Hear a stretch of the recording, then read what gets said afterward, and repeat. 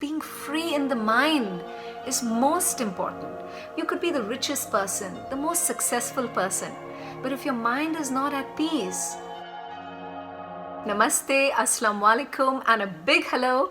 Here's wishing you all a happy 75th Independence Day. So, how can we bring freedom and independence and connect it with mindfulness? Well, being free in the mind is most important. You could be the richest person, the most successful person, but if your mind is not at peace, then you will not be able to rejoice every moment of your life. So, are you truly free in your mind? Today, I'm talking about 3 takeaways where freedom and independence is concerned. You will really find it interesting.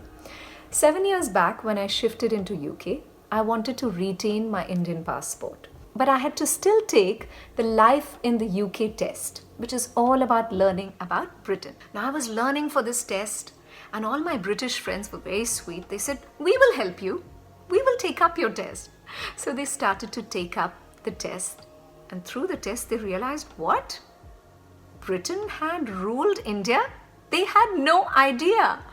क्योंकि मेरे British friends की history books में ऐसा कुछ लिखा ही नहीं है that the British ruled India.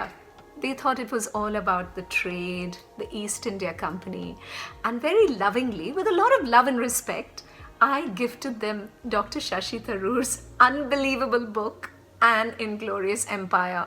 And sadly, my British friends started to cry and get really emotional because they couldn't believe that this was a part of their history.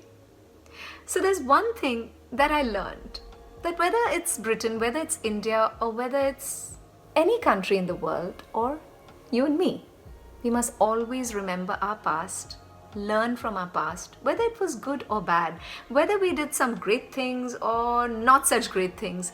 It's so important to always remember that, because that makes us who we are today. And from that, we gain knowledge and move on to be better people. So that was my first takeaway. The second takeaway is unity. Whenever you read historic books, that how could the British rule such a huge and a rich country like India? They base it on various points, but the most important point is that India was not united. It was very easy to put one person against the other.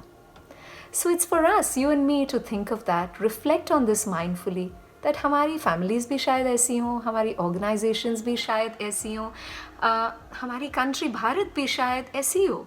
Is it easy for us to put one person against the other?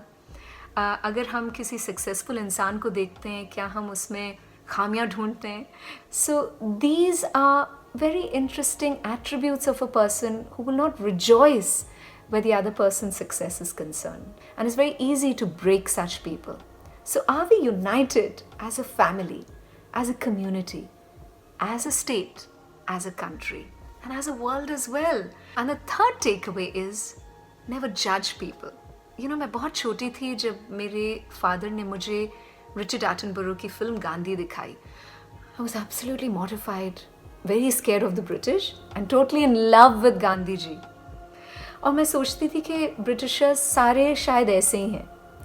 7 साल पहले, when I came to Britain, I realized, my goodness, the British are one of the most kind, courteous, soft-spoken, helpful people you could ever meet. You see, I never came as a celebrity. They don't know me. So I was walking the streets and, looking after Samaya, looking after my husband, doing my grocery, just like the girl next door. And people have only been so loving, so courteous, so wonderful and warm. So it's so important for us to never judge people and put them in a box that ये community तो ऐसी है, Hindus ऐसे हैं, Muslims ऐसे हैं, Christians ऐसे हैं, Catholics ऐसे हैं, Britishers ऐसे हैं, Americans ऐसे हैं, Germans ऐसे हैं. I think that is lazy thinking. It's so important to break free of these paradigms, to break free of putting people in a box. That's what I learned. And also, most importantly, the British love Indians. They love chicken tikka masala. They love biryani. They love our Indian culture so much. And of course, they love cricket. Now, how can we talk about Independence Day and not talk about Gandhi ji? Without Facebook, without Twitter, without Instagram, he was a rock star. He created a mass movement. He took love as a beautiful emotion and connected with people and created mass hysteria. He was almost like a scientist. He knew that love is the only emotion that is self-sustaining and self-energizing. And that's why he could go on and on and on forever with a smile. So today, on the 75th Independence Day, here's wishing you, of course, good health, prosperity and success. But here's also wishing you love.